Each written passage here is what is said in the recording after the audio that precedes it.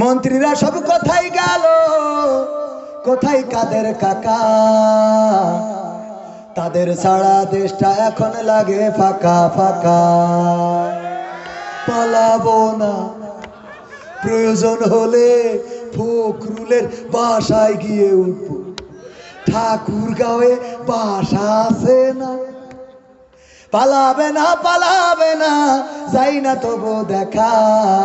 পালাবে না, পালাবে না, যাই না তবু দেখা। তাদের সারা দেশটা এখন লাগে ফাঁকা ফাঁকা, ওদের সারা দেশটা এখন লাগে ফাঁকা ফাঁকা। আইন মন্ত্রী আটকে গেল আইনেরই ফাঁকে, দাড়ি ছাড়া দরবেশের ভণ্ড ভণ্ড লাগে। আইন মন্ত্রী আটকে গেল আইনেরই ফাঁকে, দাড়ি ছাড়া দরবেশের ভণ্ড ভণ্ড লাগে। শুনছি কত নেতা নেত্রী খাইতেছে ভাই ডান্ডা, বিচারপতি কালামানিকের ফাটিয়েছে আন্ডা। পলকের ঝলক গেল, পলকের ঝলক গেল থামিয়ে নেটের চাকা। তাদের সারা দেশটা এখন লাগে ফাঁকা ফাঁকা, ওদের সারা দেশটা এখন লাগে ফাঁকা ফাঁকা। কই গেল সেই সংসদেতে মমতাজের গান, কোথায় গেল হযরত বালা শামীম ওসমান? কই গেল সেই সংসদেতে মমতাজের গান, কোথায় গেল হযরত বালা শামীম ওসমান? ইনুমে নন্দীপু মনি আছে কারাগারে, বাপ করিলেও পাপ কখনো ছাড়ে কি আর তারে? কোথায় গেল স্পিকারের, কোথায় গেল স্পিকারের দৃষ্টি আঁকা বাঁকা? তাদের সারা দেশটা এখন লাগে ফাঁকা ফাঁকা, ওদের সারা দেশটা এখন লাগে ফাঁকা ফাঁকা। কোথায় গেল আরাফাত আর ব্যারিস্টার সুমন? কথা বলার সময় তারা করেনি ওজন। মুরগি কবির খাইছে ধরা, জাফর কোথায় আছে? গোপনে কি সেও গেল মোদি দাদুর কাছে? কোথায় গেল সালামের, কোথায় গেল সালামের কাড়ি কাড়ি টাকা? তাদের সারা দেশটা এখন লাগে ফাঁকা। লাগে না, লাগে না, ফাঁকা ফাঁকা লাগে। কিন্তু এই সমাজের এখনো পরিবর্তন আসে নাই। 21শে ফেব্রুয়ারির বই মেলাতে আমরা দেখেছি তসলিমা নাসরিনের বই বিক্রি করার মতো দুঃসাহস করেছে। এমনকি ওই স্টলের যিনি মালিক তিনি ছাত্রদের গায়ে হাত তুলেছেন। সে এখনো স্বাধীনভাবে ঘুরে বেড়ায়। তসলিমা নাসরিনের বই বাংলাদেশে আন্দোলনের পরে বিক্রি করে, আর সেই স্টলের যিনি প্রোভাইডার তার কোনো শাস্তিমূলক ব্যবস্থা নেওয়া হলো না। এটা অন্তত তাওহীদি জনতা মেনে নেবে না। এরপরে বাংলাদেশের বই পাঠ্যপুস্তক সংশোধনীর যে কমিটি আছে, সেই কমিটির মধ্যে রাখাল রাহা নামের এক নাস্তিক রয়েছে, যে প্রকৃত অর্থে মুসলমান পরিবারের কিন্তু নাস্তিক। এই রাখাল রাহাকে পাঠ্যপুস্তক সংশোধনী কমিটিতে আজ পর্যন্ত রাখা হয়েছে। তাওহীদি জনতা এই রাখাল রাহাকে পাঠ্যপুস্তকের সাথে যদি সম্পৃক্ত রাখে, সেটা তাওহীদি জনতা মেনে নিবে না। তাওহীদি জনতা রক্ত দিতে শিখেছে।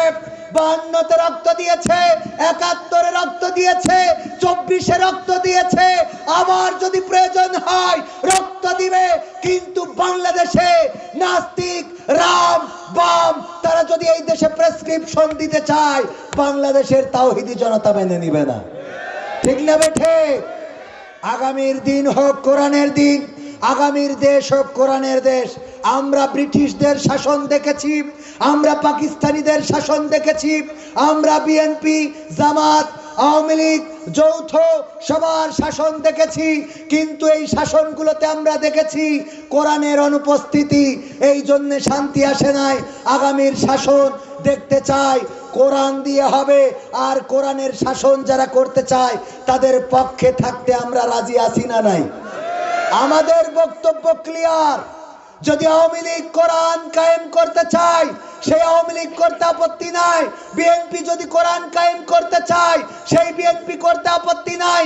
কিন্তু জামাতে ইসলাম যদি কোরআনের বিপক্ষে দাঁড়ায়, সেই জামাত ইসলামের বিরোধিতা করতে আমাদের কোনো আপত্তি নাই। ঠিক না বেঠে? আমার কথার সাথে কারা কারা একমত দেখতে চায়?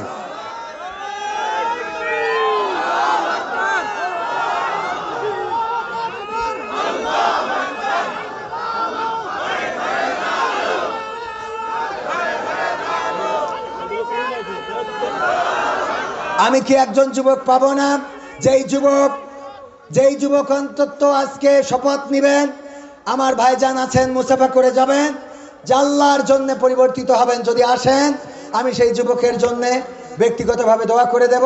পাশাপাশি যেটা আমার আলোচনার মূল বিষয় ছিল, যে নিজের আগুন থেকে বাঁচো এবং আহালদেরকে, ইয়া আইয়ুহাল্লাযীনা আমানু কু আনফুসাকুম ওয়া আহলিকুম নার, ওগো ঈমানদারেরা নিজেদের রক্ষা করো ওই আগুন থেকে এবং আহালদেরকে রক্ষা করো। রক্ষা করার জন্য আমি বলেছি তাদের হাতে কি তুলে দিতে হবে?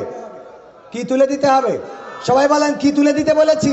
কোরআন এবং আল্লাহ রাসূলের হাদিস, আল্লাহ রাসূলের সুন্নাহ এবং আল্লাহর দেওয়া কালামুল্লাহ, এই কিতাব, এই দুটো যদি সন্তানের হাতে তুলে দিতে পারি, তবে ওই সন্তান আমাদের জন্য নাজাতের ওসিলা হবে, ওরা আমাদের হেফাজতকারী হবে, নিজেরা বাঁচবো, সন্তানদেরকে বাঁচাতে সক্ষম হব।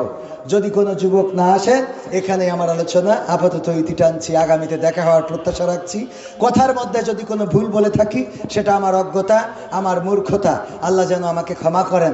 আর যদি ونعوذ بالله من شرور أنفسنا ومن سيئات أعمالنا من يهده الله فلا مضل له ومن يضلله فلا هادي له ونشهد أن لا إله إلا الله ونشهد أن سيدنا محمدا عبده ورسوله الذي أرسله بالحق بشيرا ونذيرا وداعيا إلى الله بإذنه وسراجا منيرا. فقد قال الله تعالى في كلامه المجيد والفرقانه الحميد. সবাই পড়েন আউযু বিল্লাহি মিনাশ শাইতানির রাজীম. বিসমিল্লাহির রাহমানির রাহিম.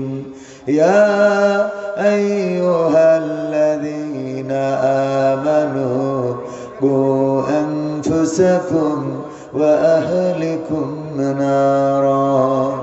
وقال الله تعالى في شأن حبيبه إن الله وملائكته يصلون على النبي يا أيها الذين آمنوا صلوا عليه وسلموا تسليما. اللهم صل على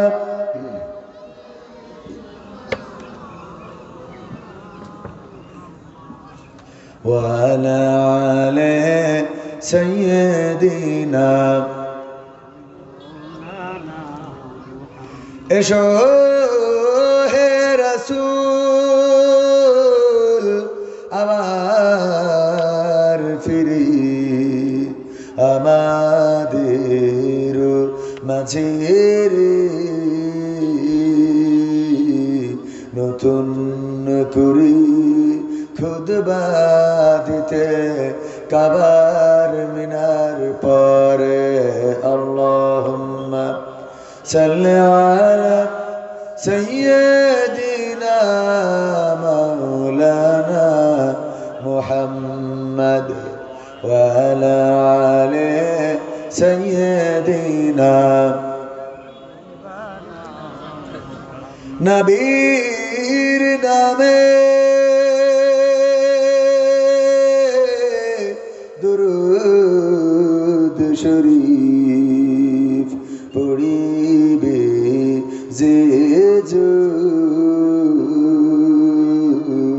তার জন্য যে হারাম হবে জাহান্নামের আগুন. আল্লাহুম্মা সাল্লি আলা সাইয়্যিদিনা মাওলানা মুহাম্মদ ওয়া আলা আলি সাইয়্যিদিনা.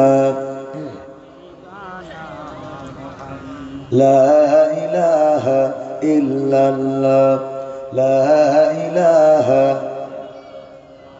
লা ইলাহা ইল্লাল্লাহ লা ইলাহা লা ইলাহা ইল্লাল্লাহ মুহাম্মাদুর রাসূলুল্লাহ সুবহানাল্লাহ walhamdulillah la ilaha illallah allahu akbar subhanallah walhamdulillah la ilaha illallah allahu akbar subhanallah walhamdulillah la ilaha illallah allahu akbar subhanallah walhamdulillah la ilaha illallah muhammadur rasulullah sallallahu বিশ্বনবী সাল্লাল্লাহু আলাইহি সাল্লাম বলেছেন যদি কেউ সুবহানাল্লাহ আলহামদুলিল্লাহ লা ইলাহা ইল্লাল্লাহ আল্লাহু আকবার বলে তার জন্য আল্লাহ রাব্বুল আলামিন জান্নাতে একটি চারা রোপণ করে দেন, একটি গাছ রোপণ করে দেন। বলেন সুবহানাল্লাহ। তো আমরা আসলে আল্লাহর জিকির থেকে বিমুখ হয়ে যাচ্ছি, দিন দিন আল্লাহর স্মরণ করা থেকে আমরা বিমুখ হয়ে যাচ্ছি। আল্লাহ রাব্বুল আলামিন বলেছেন ফাযকুরুনি আযকুরুকুম ওয়াশকুরুলি ওয়ালা তাকফুরুন, তোমরা আমাকে স্মরণ করো আমিও তোমাদের স্মরণ করব। এখানে জিকির করার অর্থ হলো কি করা? স্মরণ করা। কি করা? জিকির করা মানে আমরা আল্লাহ আল্লাহ আল্লাহ আল্লাহ বলবো আর আল্লাহ বলবে যে কবির কবির কবির কবির, এটা নয়।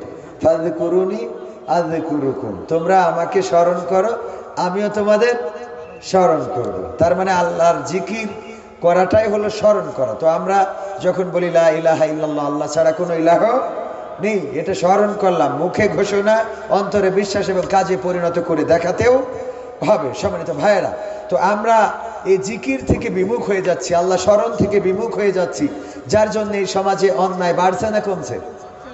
অন্যায় বেড়ে যাচ্ছে। কারণ কি? জিকির করা মানে এই যে সুবহানাল্লাহ সুবহানাল্লাহ সুবহানাল্লাহ বলতেই হবে এমন না।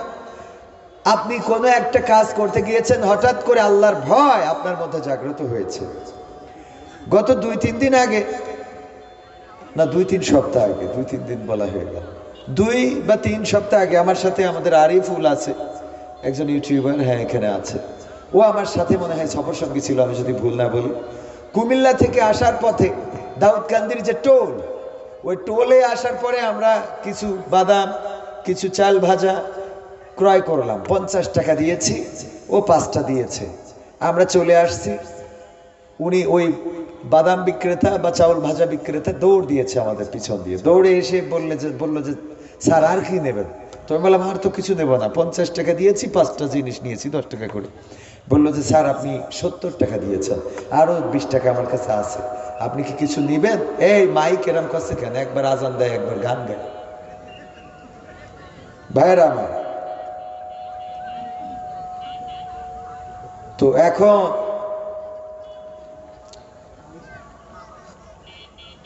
মাগরিব থেকে এখনো মাইক ঠিক করতে পারেননি। তো এখন আপনারা জানেন যে আমি মাইক নিয়ে কথা বলতে চাই না, ঠিক করে রাখবেন, আমি আসবো, উঠবো, অজ করবো, আমি ওই আমার সময় নেই অত, বোঝেননি? তো যাই হোক, এই বাদাম বিক্রেতা, চাউল ভাজা বিক্রেতা, সে কি করেছে? দৌড়ে এসেছে। 20 টাকা আমাদের কাছে তেমন কিছু না, এই মানুষটার কাছে 20 টাকা মানে কিন্তু অনেক কিছু, কারণ 10 টাকার করে প্রোডাক্ট বিক্রি করায়। তো বিক্রি করে 10 টাকার প্রোডাক্টে 2 টাকা করে লাভ করলে তার কয়টা প্রোডাক্ট বিক্রি করলে 20 টাকা লাভ হয় চিন্তা করেন। সেই মানুষটাও আল্লাহর ভয়ে ভীত যে ভাই 20 টাকা 50 টাকার জায়গায় 70 টাকা মানে 10 টাকা 20 টাকার নোট দিয়ে ফেলেছে, তো ওখানে 70 টাকা চলে গেছে। এই মানুষটা দৌড়ে এসেছে, আবার স্যার আপনি কি নেবেন? আপনি 20 টাকা বেশি দিয়েছেন। এই যে অনুভূতি, এটাই হলো আল্লাহ ভীতি, এটাই হলো আল্লাহর জিকির, এটাই হলো কি? আল্লাহর জিকির। আপনি আল্লাহর স্মরণ করেছেন যে 20 টাকা উনি দিয়েছে, উনি চলে যাবেন, এটা ঠিক, কিন্তু এই 20 টাকা উনাকে আর ফেরত দেওয়া হবে না। কিয়ামত পর্যন্ত হয়তো এই লোকটার সাথে আর দেখা না হতে পারে, পরকালের ময়দানে এই 20 টাকার হিসাব দিতে হবে। এই ভয়টা অন্তরের মধ্যে থাকাটাই আল্লাহর জিকির। আর সুবহানাল্লাহ, আলহামদুলিল্লাহ, লা ইলাহা ইল্লাল্লাহ, আল্লাহু আকবার, এগুলো তো আমরা পড়বো, এগুলো পড়াতে সওয়াবও আছে এবং বিশ্বনবী বলেছেন জান্নাতে একটি চারা রোপণ করে দেওয়া হয়। বলেন সুবহানাল্লাহ। আমরা বুঝি না ইবাদত বন্দেগীতে, আমরা এত গাফেল হয়ে গেছি দিনে দিনে, এত গাফেল। আর আমাদের তো বেদাত বেদাত বেদাত বলতে বলতে গাফেল, এত গাফেল করে ফেলেছে।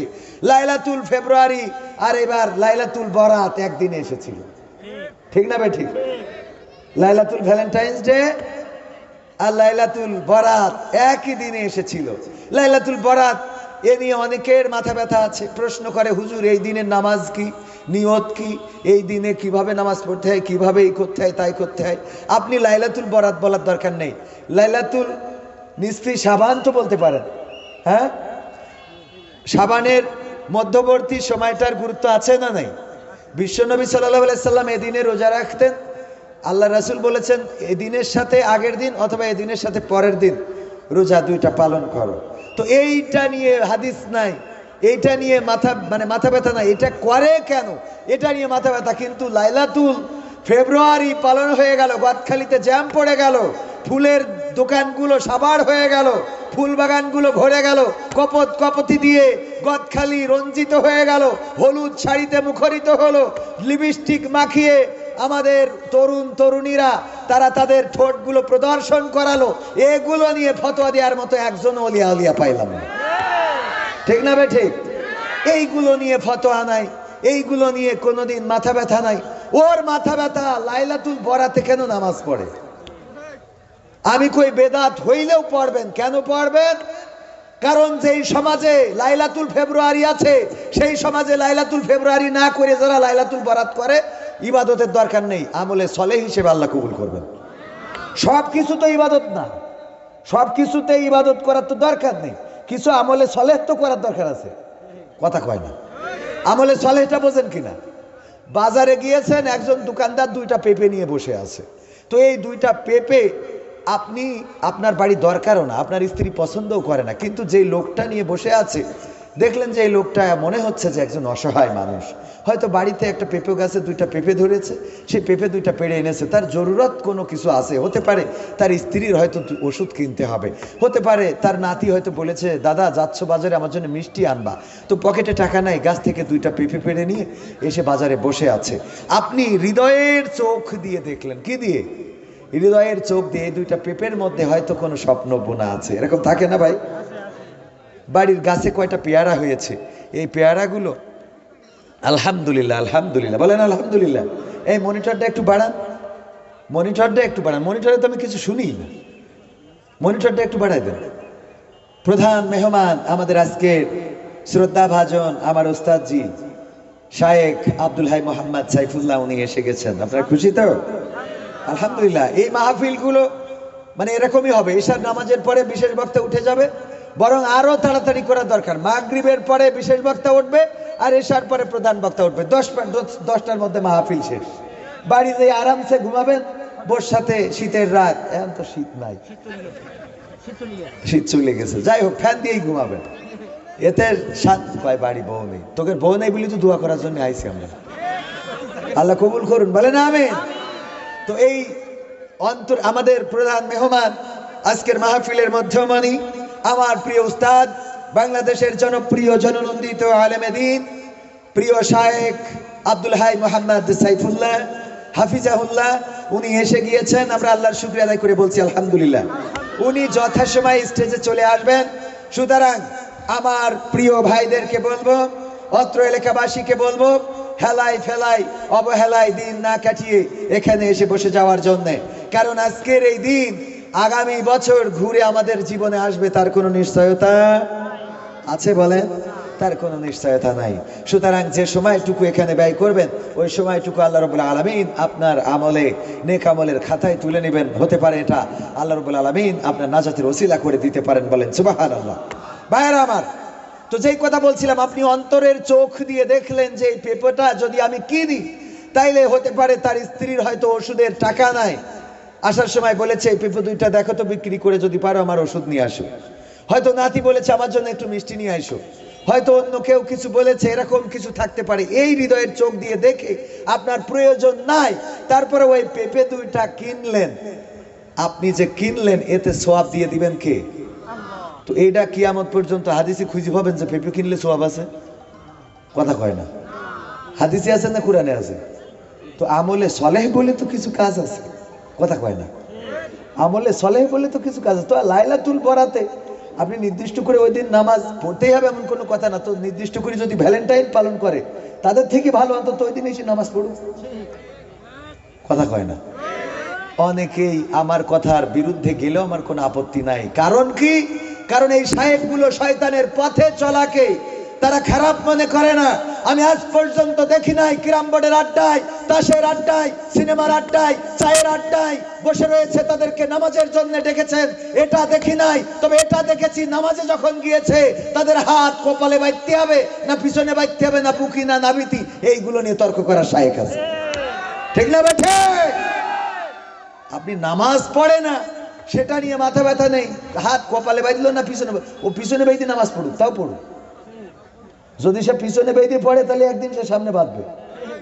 আমি বলি যে যার কোনো কাজ নেই সে গাঞ্জার চাষ করুক।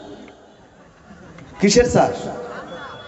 তাও তো সে একটা কাজের মধ্যে নিজেকে রাখলো যে গাঞ্জার চাষ করবে, ওর দিয়ে আমি একদিন ফুল চাষ করাতে পারবো, কথা কয় না। তাও তো একটা চাষ, সে তো একটা চাষ করে, একটা কাজ করে, তারে দিয়ে কি করা যাবে? ওমর রাদিয়াল্লাহু তাআলা আনহু মাথা কাটতে গেল কার?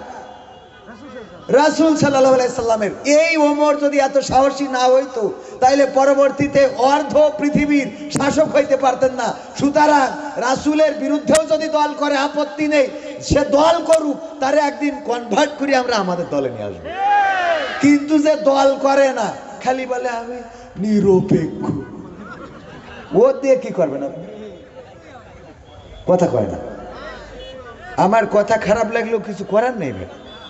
হয়তো বলবেন হুজুর গাঞ্জা চাষ করতে বলে এই ইউটিউবাররা আবার থ্যাম্পেল লাগাই দেবে। কবির বিন সামাদ সবাইকে উদ্বুদ্ধ করলেন গাঞ্জা চাষ করার জন্য। যে কাজ করে না মোটে তার থেকে ভালো যে কাজ করে, কথা কয় না।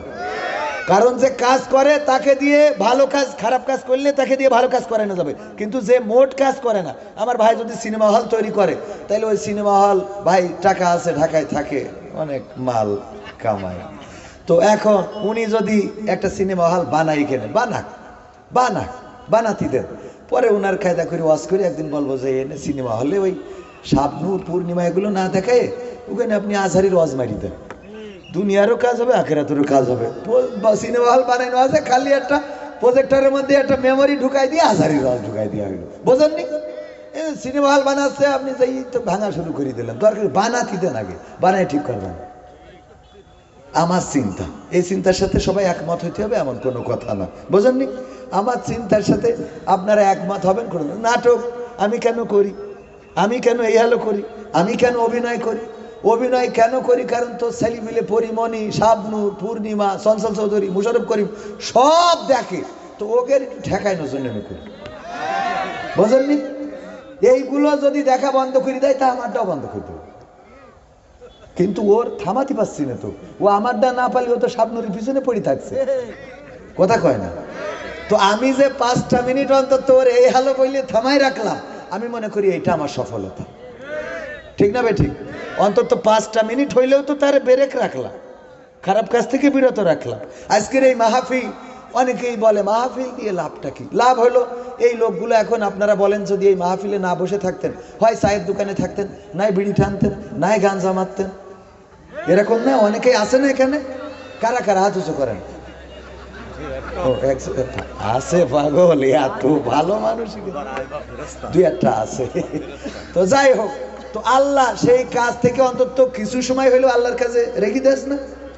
আমরা হুজুররা টাকা নিয়ে আইছি, আমাকে জন্য খাওয়া দাওয়ার ব্যবস্থা আছে, আমাদের পরকালে হয়তো বাটাম টানতে পারে, এটা ঠিক, কিন্তু আপনারা যে মুক্তি পাবেন, নিরাপত্তা আছে, এটা গ্যারান্টি, বুঝেননি?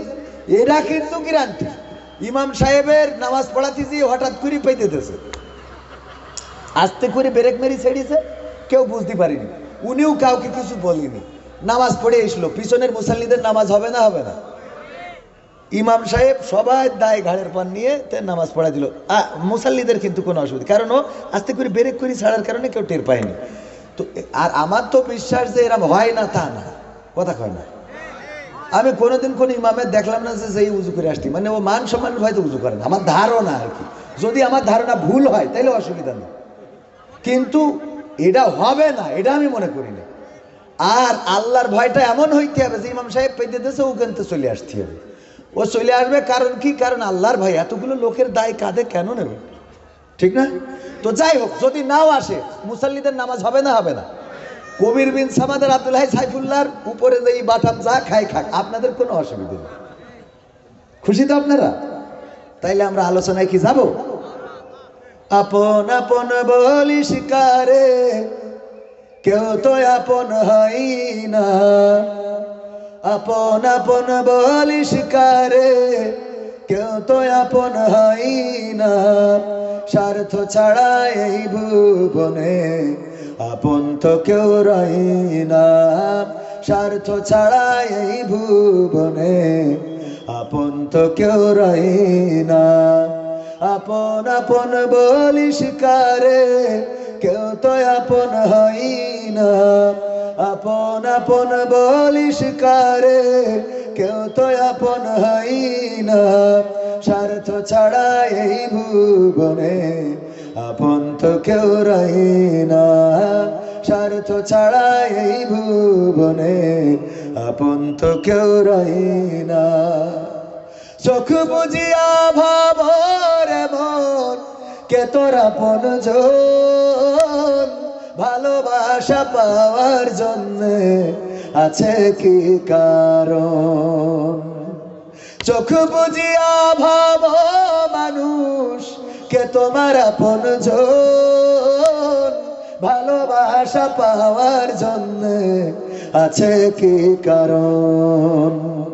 চোখের আড়াল হয়ে দেখিস, চোখের আড়াল হলে দেখিস, তোর কথা কেউ কই না। স্বার্থ ছাড়া এই ভুবনে আপন তো কেউ রয় না। স্বার্থ ছাড়া এই ভুবনে আপন তো কেউ রয় না। কার জন্যে তোর ভালোবাসা, টাকা ঘরার বাড়ি,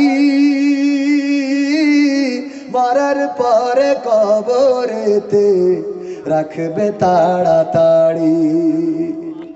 কার জন্যে এই ভালোবাসা, টাকা ঘরার বাড়ি, মরার পরে কবরেতে রাখবে তাড়াতাড়ি। বিনা লাভে বন্ধুরে কেউ, বিনা লাভে বন্ধুরে কেউ তুলার বোঝাও বই না। স্বার্থ ছাড়া এই ভুবনে আপন তো কেউ রয় না। স্বার্থ ছাড়া এই ভুবনে আপন তো কেউ রয় না। আপন আপন বলিস কারে, কেউ তো আপন হয় না। আপন আপন বলো কারে, কেউ তো আপন হয় না। স্বার্থ ছাড়া এই ভুবনে আপন তো কেউ রয় না। স্বার্থ ছাড়া এই ভুবনে আপন তো কেউ রয় না। ঠিক বললাম না ঠিক বললাম? ওগো আমার ভাইরা, আজকে ছিল এই বাংলাদেশে কঠোর হরতাল। কি হরতাল? কঠোর হরতাল। এটা কোনো রাজনীতির কথা বলার জন্য বলছি না, আর আমি মাহফিলে এসে রাজনীতির কথা বলিও না, প্রয়োজন নেই। কারণ আমি মহিলা মেম্বারিতেও দাঁড়াবো না, আমার ডিসিশন ফাইনাল। মহিলা মেম্বারিতেও দাঁড়াবো, আমার ডিসিশন ফাইনাল। হ্যাঁ, আমার সিদ্ধান্ত চূড়ান্ত। আমার ভোটে দাঁড়ানোর কোনো প্রয়োজন নাই, কারণ এই দেশে নেতার কোনো অভাব কি আছে? 16 বছর আমরা নেতা পাই নাই, 16 বছর পরে নেতার কোনো অভাব বাংলাদেশে নাই। ওগো আমার ভাইয়েরা, বসন্তের কোকিল পাওয়া যায়, সুদিন আসলে নেতার অভাব হয় না। আমরা দুঃসময়ে থাকতে চাই, আমরা আল্লাহর পথে থাকতে চাই, রাসূলের পথে কথা বলতে চাই। অনেকেই বলে হুজুর গো, এখন তো কথা বলে শান্তি পান, আগে 16টা বছর তো কথা বলতে পারেন নাই, কত জুলুম কত নির্যাতন। আমি বললাম ওই সময় কথা বলতে মজা লাগতো, ঠিক না ঠিক? ওই সময় কথা বলতে মজা লাগতো। আর এখন তো অবস্থা এমন, জামাতে ইসলাম চিন্তা করে 5 তারিখে বিজয় হয়ে গেছে, আমাদের মাহফিলে যাওয়ার দরকার নাই। আর বিএনপি চিন্তা করে মাহফিলে যাবো কে জন্য, তো আওয়ামী লীগের বিরুদ্ধে কথা বলবে না। আর আওয়ামী লীগ চিন্তা করে এখন গেলি তো আমাদের কুপাকুপি আছে, সুতরাং আমরা যেয়ে কি করব, মাঝখানে মাহফিলে শ্রোতা কম না বেশি। আর আগে চিন্তা করতাম বিএনপিরা মনে করতো হুজুর যেটা আসবে আওয়ামী লীগের বিরুদ্ধে কথা বলবে আমাদের ভাল লাগবে। আর আওয়ামী লীগ চিন্তা করতো যাই অন্তত হুজুরের কন্ট্রোল করার জন্য হলো পাশে বসে থেকে একটু বলবো যে মুরব্বি। হ্যাঁ, এইটার জামাত ইসলাম সহ অন্যান্য ওলামায়ে কেরাম চিন্তা করতো আমাদের ইমানি দায়িত্ব যাওয়া। আর 5 তারিখের পরে মনে করছে এখন এসব কিছু আমরা না করলেও হবে, অনেক কিছু হয়ে গেছে, এখনো কিছুই হয়। যদি কিছু হতো তাইলে ওই যে কোথায় যেন কুমেটে না কোন জায়গায় ভার্সিটিতে আজকে কুপাকুপি হয়েছে, আমার ছাত্রদেরকে রক্তাক্ত করা হয়েছে, যেই দলের ব্যানারে রক্তাক্ত করেছে আমরা সেই দলকে বলতে চাই দয়া করে আপনাদের ব্যানারে এমন কাজ হবে জাতি এটা প্রত্যাশা করি। কথা কয় না, কুমেটে মনে, হ্যাঁ কুয়েট বিশ্ববিদ্যালয়ে যে রক্তাক্ত হয়েছে, রক্তক্ষয়ী সংঘর্ষ, সাধারণ ছাত্রদের উপরে চড়াও হয়ে তাদেরকে রক্তে রঞ্জিত করা হয়েছে। এই মাহফিল থেকে প্রতিবাদ জানাচ্ছি, এই বাংলাদেশে বাক স্বাধীনতা, কথা বলার স্বাধীনতা এনেছে ছাত্র জনতা। সেই ছাত্রদের পরে যদি হামলা করা হয়, ছাত্র জনতা কেন বাংলাদেশের সচেতন কোন নাগরিক এটা মেনে নিবে না? আর যারা এই কাজগুলো করছে তারা কারা? ওরা কারা খুঁজে বের করা লাগবে। নাকি তারা মুখোশ পরিহিত, তারা বিভিন্ন দলের ব্যানারে অন্যায় অপরাধ করতে চায়? ও আমার ভাইয়েরা, এই দেশে এখন অন্যায় এতটাই বেড়ে গেছে। গত 16 বছর, এই 16 বছরের মধ্যে আমি তো 2019 থেকে মাঠে ময়দানে, করোনার পর থেকে বলা যায় 20-21 থেকে মাঠে ময়দানে, কোনোদিন আমার গাড়িতে আক্রমণ হয় নাই, কোনোদিন আমার গাড়ি ভাঙচুর হয় নাই। গতকালকে মাহফিল করে ফেরার পথে আমি যখন যমুনা পার হওয়ার পরে শুধুমাত্র আমার গাড়িটা নয়, আমার গাড়ি বজলুর রশিদ আঙ্কেলের গাড়ি, সেই সাথে আবার তার জামাতা আব্দুল বারী রশিদের গাড়ি, সেই সাথে আমাদের আরেকজন বক্তা জহিরুল ইসলাম জিহাদি, তাকে তো অ্যাটাক করে রক্তাক্ত করে তার কাছ থেকে ছিনিয়ে নিয়েছে মাল সম্পদ, মোবাইল, টাকা পয়সা নিয়েছে। আমার গাড়িতে হঠাৎ করে কি যেন ব্লাস্ট হলো, মনে হলো আমার টায়ার বাস্ট হয়েছে কিনা, দাঁড়াতে যেয়ে আবার দাঁড়ালাম না। চিন্তা করলাম টায়ার বাস্ট হইলে তো গাড়ি অন্তত খারাপ ভাবে চলতো। সামনে গেলাম, আরো সামনে এগিয়ে গেলাম, আমার ক্যামেরাম্যানকে বললাম কি হলো, এমন ঝাঁকুনি দিয়ে কি বাস্ট হলো? গ্লাস খুলে দেখে আমার গাড়িতে ইট মেরেছে। ওগো আমার ভাইয়েরা, চিন্তায় বেড়ে গেছে, চুরি বেড়ে গেছে, ডাকাতি বেড়ে গেছে। গতকাল চৌগাছায় একজনের বাড়ি গোয়ালের তালা ভেঙে 5টা গরু চুরি করে নিয়ে গিয়েছে। এই কাজগুলো চলছে। আমার গাড়িটা নষ্ট বলতে খারাপ হয় নাই, কিন্তু কিছু কাজ বাড়িয়ে দিয়েছে। ওদের চিন্তা হলো দূর থেকে ঢিল ছুঁড়ে মারে, গ্লাসে লাগে, মানুষের মাথায় লাগে, কপাল ফাটে, কপাল কাটে। অনেক সময় গাড়িতে এমন জায়গায় লাগে ইঞ্জিন বিকল হয়ে যেতে পারে। আর যদি বিকল হয়ে যায়, সামনে দাঁড়িয়ে যায়, ওই ডাকাতগুলো আসবে, চিন্তাই করবে। গত 16 বছর এমন কোন আক্রমণের শিকার আমি হই নাই, এখনো হইলাম। তার কারণটা কি? তার কারণ আমাদের বোঝা শেষ। এই দেশে এমন চক্রান্ত চলছে, মানুষেরা যেন বলে আগেই তো ভালো ছিলাম। কথা বোঝেননি? উদাহরণ দিলে বুঝবেন। আল্লামা সাইদি, দেলাওয়ার হুসাইন সাইদি রাহিমাহুল্লাহ, উনি বললেন একবার এক কাফন বিক্রেতা মৃত্যুর সময় সন্তানদেরকে ডেকে বললেন, ওগো আমার সন্তানেরা শোনো, আমি মারা যাওয়ার পরে তোমরা যেটা করবা, আমারে সবাই কাফন চোর বলে, আমারে কাফন চোরা বলে, তোমরা এমন কিছু করবা যাতে মানুষ আমারে অন্তত ভালো বলে। সন্তানরা চিন্তা করলো, আব্বা যেহেতু মারা গেছে, আমরা আর কাফন চুরি করব না, আমরা আর চিন্তায় চাঁদাবাজি করব না, আমরা এমন কিছু করব যাতে আব্বারে ভালো বলে। এই জন্য সব কিছু ছেড়ে ছুড়ে দিয়ে মসজিদে ঢুকে গেল। নামাজ পড়ে 5 ওয়াক্ত। মানুষে বলে নামাজ পড়লে কি হবে, তোমরা তো কাফন চোরের ছেলে। বুঝলেন? দেখলো যে নামাজ পড়েও তো আব্বারে ভালো বলে না, সবাই কাফন চোরি বলে। তাইলে কি করা যায়? প্রতিটা নামাজের ওয়াক্তে আবার তাবারকের ব্যবস্থা করলো। যারা নামাজে আসে তাদের জন্য জিলাপি, তাদের জন্য খিচুড়ি, তাদের জন্য ছোট বাচ্চাদের জন্য চকলেট, বিস্কিট, এইভাবে দেওয়া শুরু করলো। আপেল, আঙুর, বেদানা এইগুলো যখন দেয় নিয়ে বাড়িতে যায়। কয়েক কারা আজকে মসজিদে তাবারক দিয়েছে, কয়েক কাফন চোরের ছেলেরা দিয়েছে। তাহলে কি আব্বারে ভালো করলো? বেকায়দা অবস্থা, আব্বারে তো ভালো বলে না।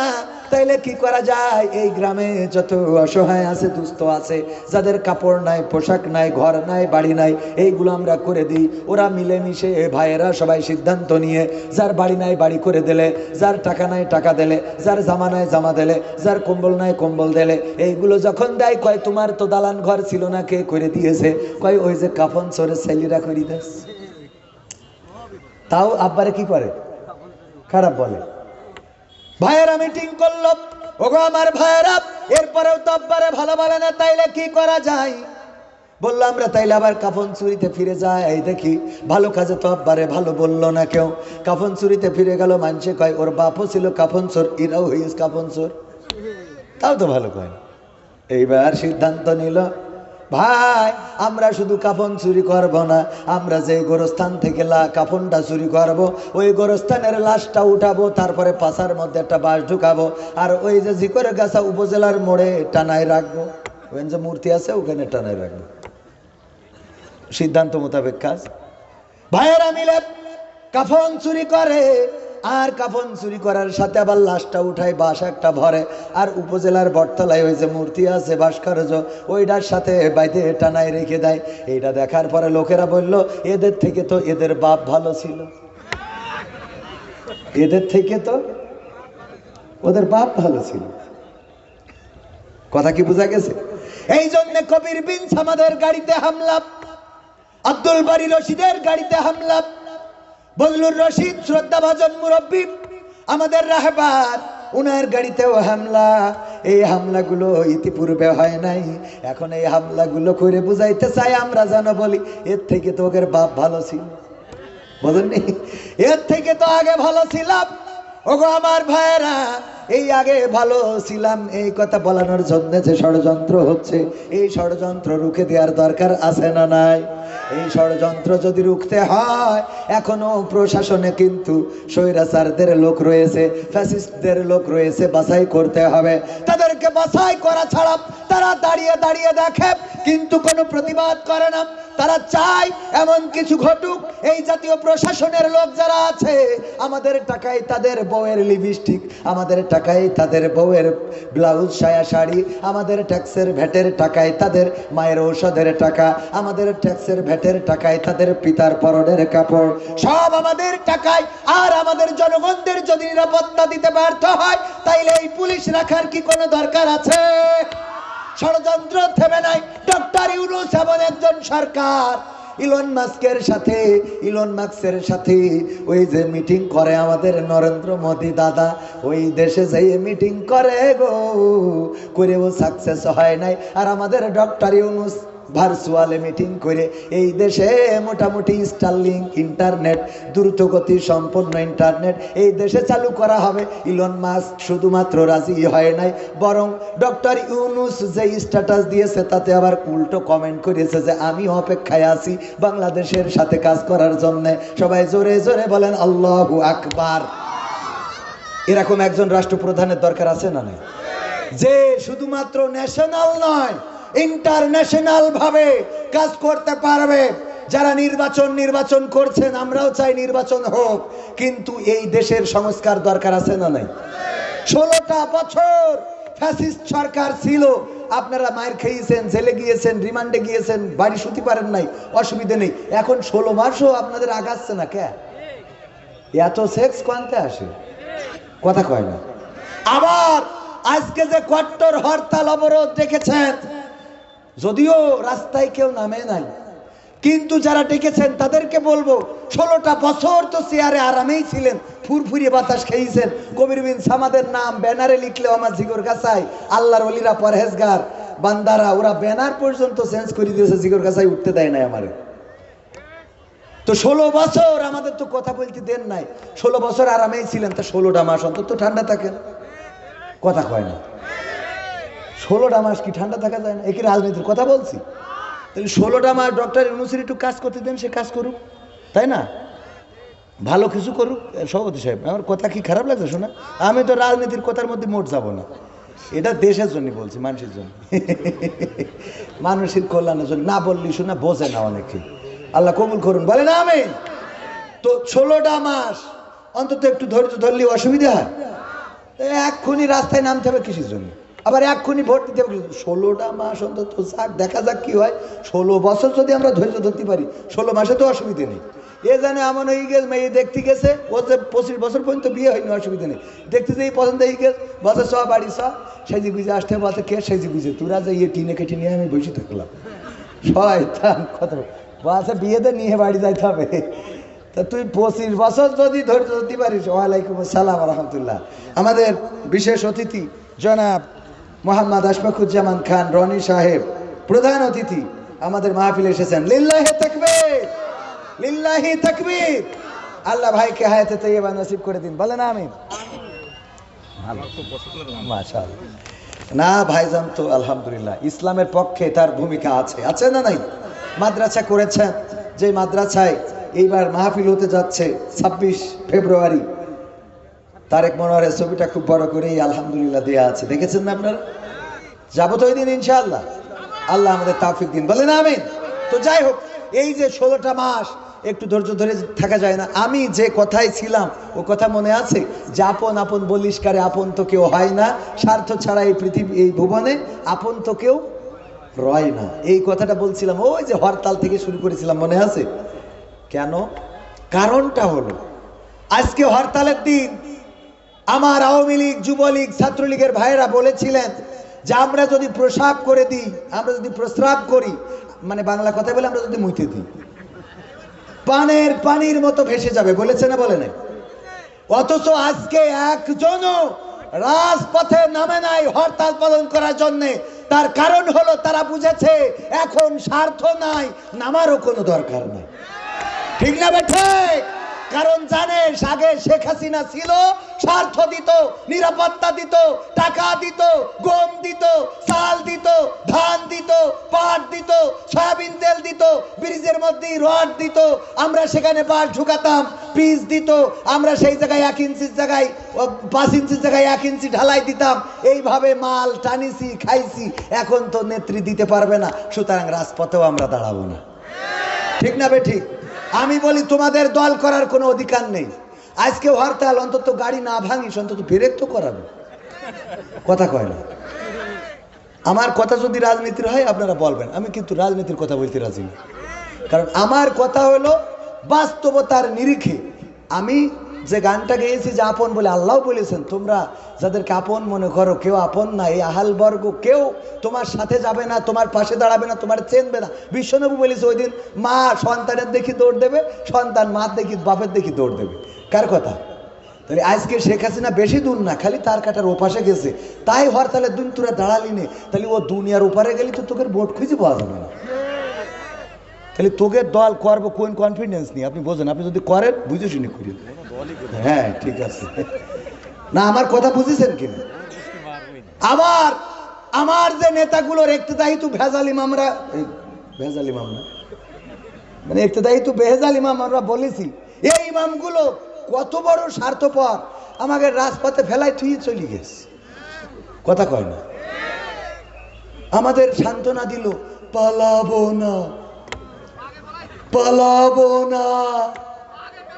আবার তারা চলে গেল রাজপথে। এমনকি আমরা সাংবাদিকদের রিপোর্ট হলো যে শেখ হাসিনা এবং সংসদ সদস্যরা চলে যাওয়ার পরেও অনেক নিবেদিত প্রাণ আওয়ামী লীগের কর্মীরা রাজপথে প্রতিবাদ প্রতিহত করার চেষ্টা করেছে। ওরা তখন পর্যন্ত জানে না যে মাল চলে গেছে, বোঝেননি? তাহলে এই কর্মীগুলো যে রাজপথে ফেলাইছে আজকে জেল হামলা মামলা, আমি তো এগুলোর বিরোধী ভাই। এ আছে না নাই? ঘরে শুতে পাচ্ছে না, বাড়িতে ঘুমাতে পাচ্ছে না। ধরিন এই যে ডেভিল অপারেশন ডেভিল হান্ট শুরু হয়েছে, এটা হওয়ার পরে আমার ইউনিয়নেও কত মানুষ সরল সুজা আওয়ামী লীগ আল্লাহর ওলি পীর পরেশগার এটা ঘরে ঘুমাইতে পারছে না। আমি তো এটার বিরোধী ভাই। আমি কেন বিরোধী? কারণ নিরপরাধ মানুষ ঘরে ঘুমাইতে পারবে না, তা হবে না, কথা কয় না। অপরাধী যারা তাদের ধরি কাঠি খোলেন, কোনো অসুবিধা নেই। কিন্তু নিরপরাধীদের হয়রানি করা যাবে, করা যাবে। তবে এটা সত্য যে এই বাংলাদেশে প্রেক্ষাপট চেঞ্জ হওয়ার পরে আওয়ামী লীগ যা ধারণা করেছিল তার ধারের কাছেও কিন্তু যায়নি, ঠিক না বেঠিক? আমি বলবো যে এর ধারের কাছে না, আরো অনেক কিছুই হবে না যদি আপনারা শান্ত থাকেন। নেত্রী যদি ভাষণটা না দিত, অনলাইনে যদি মিটিংটা না করতো, তাইলে আজকে বঙ্গবন্ধুর স্মৃতি বিজড়িত বাড়িটা আমাদের হারাতে হতো না, ঠিক না বেঠিক? কারণ মাঝে মাঝে গায়ে গু লাগলে কাদা মাখতে হয়। গায়ে যদি গু লাগে তাহলে কি করতে হয়? কাদা মাখতে হয়, যাতে করি অন্তত গুড় গন্ধটা ঢেকে যায়, বোঝেন? তাহলে আমাদের যেহেতু হাতে কিছু রক্ত আছে, পিলখানার রক্ত, ছাত্র জনতার রক্ত, আলেম ওলামার রক্ত, তাওহিদি জনতার রক্ত, তারপরে নির্যাতন, খুন, গুম, অপহরণ, এগুলো আছে না নাই? আছে। যেহেতু এত কিছু করেছি, অন্তত কিছুদিন চুপ থাকি, থেকে দরকার হলে এখন নারায়ে তাকবীর স্লোগান দেবে, নারায়ে তাকবীর, আল্লাহু আকবার, বাংলাদেশ বাংলাদেশ জিন্দাবাদ। বিএনপি সমাবেশে যেই বলতে জয় বাংলা, বলেন আপনি ঠিক বললাম কিনা? আপনি কোন, আপনি আমি বললো নাই কবেন যে মিছে কথা বলছে। এই ঠিক না বেঠিক? তুই ওখানে যেই অন্তত বাংলাদেশ জিন্দাবাদ কর, ওখানে যেই বলছে জয় বাংলা, আমার ভুল হয়ে গেছে, বাংলাদেশ জিন্দাবাদ হবে। তাহলে সহ্য না করি পারা যায়? আল্লাহ কবুল করুন, বলেন আমেন। তাহলে কি শুরু করব? এগুলো আমার ভূমিকার কিছু কথা স্মরণপুর পড়ছে। ও আর একটা কথা ভূমিকায় বলি রাখি আপনাদের সচেতন করার জন্য। গত 2 দিন আমি মাহফিল পরিচালনায় ছিলাম। যদিও আমার মাহফিল ছিল দুইটা, একটা চাঁদপুরে, একটা সাতক্ষীরায়। দুইটা মাহফিলে যাওয়ার সুযোগ হয় নাই। আদ্দিন ফাউন্ডেশনের মাহফিল টাঙ্গাইলে, আমার স্যারের শ্বশুরদের গ্রামে, টাঙ্গাইল, গোপালপুর, ডুবাইলে। তো এই 2 দিন পরিচালনায় প্রথম দিন আল্লামা মামুনুল হক ছিলেন, দ্বিতীয় দিন বদরুল রশিদ আঙ্কেল এবং মুহতারাম রফিকুল ইসলাম মাদানী ছিলেন। গতকালকে মাহফিলে আসার সময় আমার স্যার আকিজ, মরহুম আকিজ রাহিমাহুল্লাহর বড় সন্তান শেখ ডাক্তার মহিউদ্দিন হাফিজাহুল্লাহ, উনার পকেট থেকে উনার ফোনটা সরে মারি দিয়েছে। স্টেজে ওয়াজ হচ্ছে, চোর চুরি করলে হাত কেটে দেওয়ার, আকিজ কোম্পানির বড় ছেলের পকেট থেকে চোরের মোবাইল দিয়েছে। চিন্তা করা যায় আমরা ওয়াজ করি দেশ পরিবর্তন করতে পারবো? সম্ভব? ওয়াজ হচ্ছে যে চোর চুরি করলে হাত কাটার বিধান, আর পরকালে যা আছে তা তো আছে। এর মধ্যে আকিজ কোম্পানির বড় ছেলে ডাক্তার শেখ মহিউদ্দিন স্যারের পকেট থেকে ফোন উঠিয়ে নিয়েছে। এমনকি ওই মাহফিলের আয়োজনে ছিলেন আদ্দিন ফাউন্ডেশন, এত বড় একটা মাহফিল আয়োজন করলেন, মানুষ এত অকৃতজ্ঞ, এত বড় নেমো খারাপ যে ওখান থেকে পকেট থেকে মোবাইলটা চুরি করে নিয়েছে। আবার আকিজের মেজে ছেলে জনাব ডাক্তার শেখ মহিউদ্দিন রাহিমাহুল্লাহ, উনি ইন্তেকাল করেছেন। উনার জানাজায় আমি দাঁড়ানো, আমার পাশে স্যার দাঁড়ানো, তার পাশে আমি রামজা দাঁড়ানো। আমার পকেট থেকে আল্লাহর ওলি জানাজায় এসে ফোন নিয়ে গেছে। কোন জামানায় আমরা আসলাম? এইগুলো কি ওয়াজ দিয়ে ভালো করা যাবে? ওয়াজ দিয়ে ভালো করা যাবে? এইগুলো ভালো করার জন্য কি লাগবে? আল্লাহর কোরআনের আইন। এই কোরআনের আইন, চোর যদি চুরি করে হাত কেটে দাও ঘেসাং করে, দেখবেন যে 2-5টার কাটার পরে চোর চুরি করা তো দূরের কথা, ও মোটামুটি মানে অন্য যাই করি, ভিক্ষে করি খালু, অন্তত চুরি করবে না, ঠিক না বে ঠিক? এই জন্য কোরআনের আইনের দরকার আছে না নাই? রাজপথে দেখেছি মোটর সাইকেলে যাচ্ছে, বাইকে জোরে চালানোকে কেন্দ্র করে অথবা মানে খারাপভাবে চালানোকে কেন্দ্র করে রিক্সার সাথে ধাক্কা লেগেছে বা কোনো কিছু ঘটেছে, এটাতে বাধা দেওয়ার কারণে এই কিশোর গ্যাংয়ের সদস্যরা ওই দারামদা না কি দা কয়, আমি তো ওইসব দা চিনিও না, এই দিয়ে কুপাকুপি শুরু করেছে। স্ত্রীকে ঢাল হিসাবে ব্যবহার করলো, সামনে স্ত্রীকে দিয়ে স্বামী আত্মরক্ষা করেছে। আবার নারীরাও দেখেন যে স্বামীকে পিছনে রেখে সামনে বুক পেতে দিয়েছে, মারো আমাকে মারো, আমার স্বামীকে না, অথচ স্ত্রীর সাথে খারাপ ব্যবহার করে মানুষ আছে না নাই? যে স্ত্রী যখন কোপ দিচ্ছে সজোরে, স্ত্রী স্বামীকে পিছনে রেখে সামনে, যে আমি মারা যাই কিন্তু স্বামী নিরাপদে থাক। তবে সব স্ত্রী এত আল্লাহর ওলি না, 2-1টা আছে আবার চিন্তা করে যে আমি যেহেতু ওর সাথে দৌড় দেবো, তাই এর কি করি লাইন নিয়ে শেষ করা যায়, দুনিয়া থেকে ওর তেজ মারি থুয়ে তারপর হাঁটা দেয়, ঠিক না বে ঠিক? আছে না এরকম? আলহামদুলিল্লাহ, আপনি তো বেঁচে গেছেন, যাক শুক্রিয়া। এরকম আছে না নাই? ভাইরা আমার, আমি ধন্যবাদ জ্ঞাপন করছি ওই এলাকার জনগণের যারা এই দুইজনকে ধরে গণধুলাই দিয়েছে। শুধু গণধুলাই নাই, কার্যকারী বিচার দরকার। আমাদের মাথায় রাখতে হবে, অন্যায় যেখানে প্রতিবাদ সেখানে। আইন হাতে তুলে নিতে নিষেধ করব, কিন্তু দেয়ালে যদি পিঠ থেকে যায় তাইলে আইন হাতে নেওয়া ছাড়া রাস্তা নেই। মনে থাকবে আপনাদের? পুলিশকে ফোন দিচ্ছেন, পুলিশ আসছে না, কারণ ওরাও চায় যে যেন বলে আগেই তো ভালো ছিলাম। বোঝেননি তো? তখন আপনি আইনের ভরসায় বসে থাকবেন, তাহলে তো হায়াত শেষ। কথা কয় না? এই জন্য তখন আইন হাতের মধ্যে বাকারি দরকার আছে না নাই?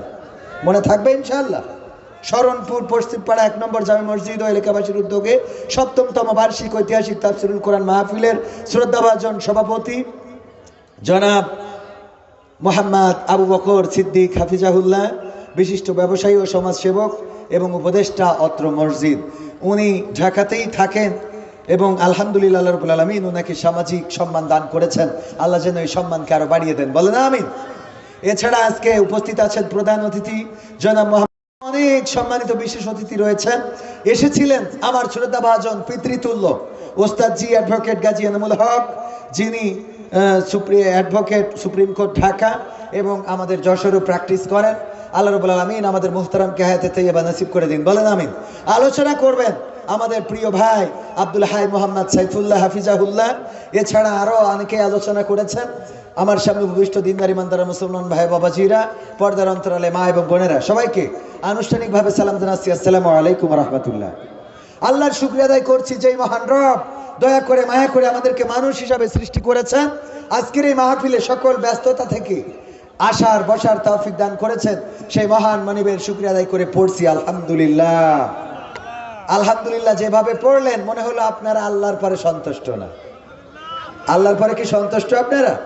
সন্তুষ্ট কেন হবেন না? পা থেকে মাথা পর্যন্ত কত নিয়ামত আল্লাহ দিয়েছেন।